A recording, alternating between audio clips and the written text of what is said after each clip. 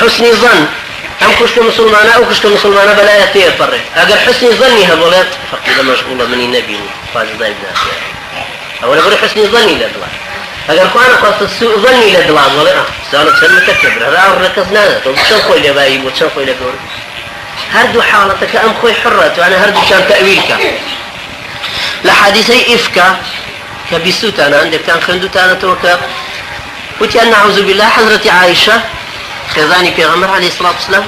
لقال صفوان كصحابي في غمر عليه الصلاة والسلام دستي أنت قال كردو زنا كردو أو موضوع عش طبعا زوري تأثير في غمر عليه الصلاة والسلام تأثير لعائشة كر لباوشي عائشة كر كأبو بكر صديقة لمسلمان كر حتى علي بن أبي طالب فرمي هي في غمر إخوة أفراد زور أقرأ تو أود بيه باب راتو مالك السكان أو نعرف حتى طبعا يستهري شكل إيوة حسب جان ناسوري عائشة كان شوف إيوة أفراد بلان إيما يستهز بجان ناسوري أبو بكر في غمركين عليه الصلاة والسلام شكو هر يكل عنصرك خوي وكما شايف كان القراية ومالي خوي شو دانيشتو لقل جنكي أقصي يكر جنكي بيودو تيارتو أو موضوعي عائشة بيستوها كاو كفر من بلا بيستو ما جاتو رأيتي برامبر بعائشة أفرتك وتي والله هي أطهر مني تي والله عائشة لمن قاكترة كاو كجوتي والله صفوان أتقى مني والله صفوانش لمن بتقوى ترى هو قصيك شنو كايو كردوي أنا والشو وبدر جاي الشو كهزا قصي ترى وبانيك هاتنا مزقود ولا في غمر عليه الصلاة والسلام وحي هاتبو خواره ومدحي أو تشرفي أو دواني كلا سورة أحزابها فرمي وظن المؤمنون والمؤمنات بأنفسهم خيرا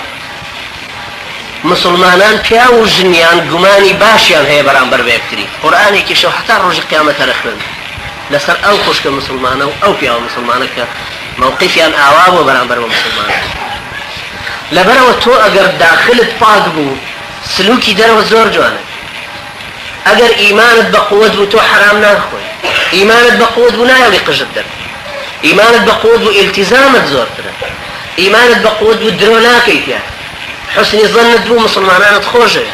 هموش تيشان بچاكا بولي قري حتى إيمان لنا اختار زياد به سلوكي دروت باش تبريق خاطر كسلوكي دروش تدريق تربوه وهي كم قوتي داخلي أبي بقوتي خارجي لتوي أبي السلوك أبي بالروش كاتك توي فل توي يكس أهبل شيء وبن برنامج فرورد أبي أنجا أصل خيبوي كإشي جماعي أنجا بكوتشي ودي بشي كنا حزب شي إسلامي ويش إما وبزوتنا إسلامي من هي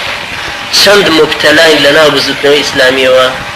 بو أو كسانيك أم فرورديان مرنكي هيا داخلي بيسا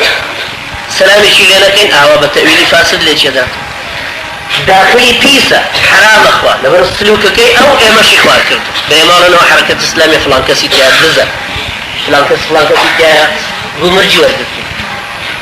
فلان أفرتي تياد بزانا أو عايدي بزوتنا إسلامي روشتي واي دائما أويك أو تربية إسلامي الراسي ورنقرتبو بو مثلثيك شرحا كرد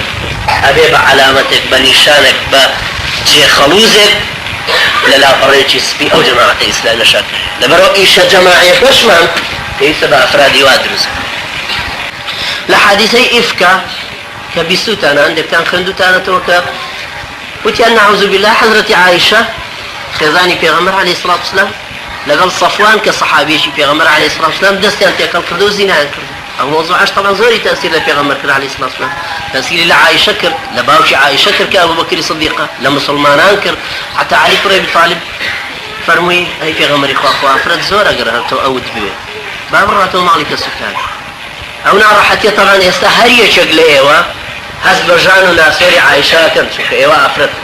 بلان إيما يستهز بجان ناسوري أبو بكر في غمركين عليه الصلاة والسلام شكو هر يكل عنصرك خوي وكما شايف كان القراية ومالي خوي شو دانيشتو لقل جنكي أقصي يكر جنكي بيودو تيارتو أو موضوعي عائشة بيستوها كاو كفر من بلا بيستو ما جاتو رأيتي برامبر بعائشة أفرتك وتي والله هي أطهر مني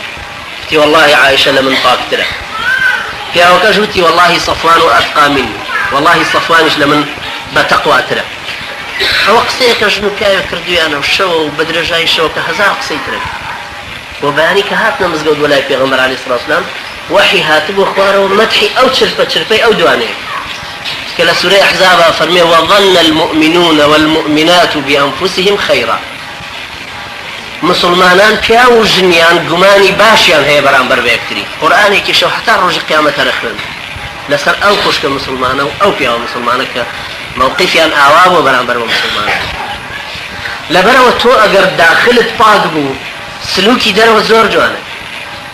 ئەگەر ئیمانت بە قووەت بوو تۆ حرام ناخۆی ئیمانت بە قووەت بوو نایەڵی قژت دەر ئیمانت بە قووەت بوو ئیلتیزامت زۆرترە ئیمانت بە قووەت بوو درۆ ناکەیت یان حسنی ظنت بوو مسلمانانت خۆشە هەموو شتێکیان بە چاکە بۆ لێگرن هەتا ئیمان لە ناختا زیاد بێ سلوکی دەرەوەت باشتر ڕێگەخات